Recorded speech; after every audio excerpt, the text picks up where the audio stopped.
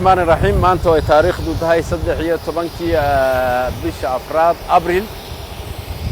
waxaan halkan kula wareegnay agab ciidan oo ay noogu deeqday dawladda aan walaalaha nahay Masar iyo Soomaaliya waxay lahaayeen horeyna u lahaan jireen qarniyaal badan ka hor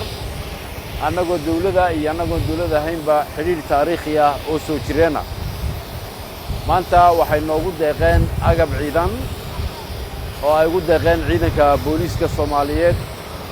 taasi oo wax ka tari doona sugidda amniga iyo nabadgelyada dalka aad baan ugu mahad celinaynaa waana ku faraxsanahay waxaan rajaynaynaa agabkani inuu wax weyn ku soo kordhin doono sugidda amniga dalka ay u xil saaran yihiin ciidamada booliiska Soomaaliyeed marka aad baan ugu mahad celinaynaa waxaan rajaynaynaa inaanay tani noqon tii ugu horeysay uguna dambeysay waxaana noo ballan qaadeen agabo kale oo fara badan oo ciidanka ka saacidaya inay waajibaadkooda iyo hawlahooda u gutaan si fudud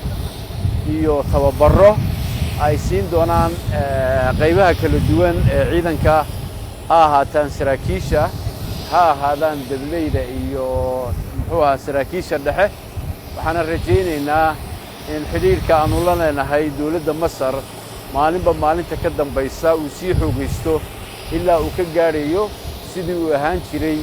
waqtigii aanu ahayn dawladda buuxda haddana aanu u soconno inaan noqono dawlad buuxda oo dalka amnigiisa iyo waajibaadka ka saaranna gacanta ku dhigta aad baan uga mahad celinaynaa waxaan u mahad celinaynaa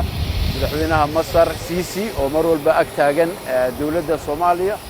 iyo shacabka Masaarida oo shacabka Soomaaliyeed walaalihiin mar walba lahu taagan hiiliyo waa maasantii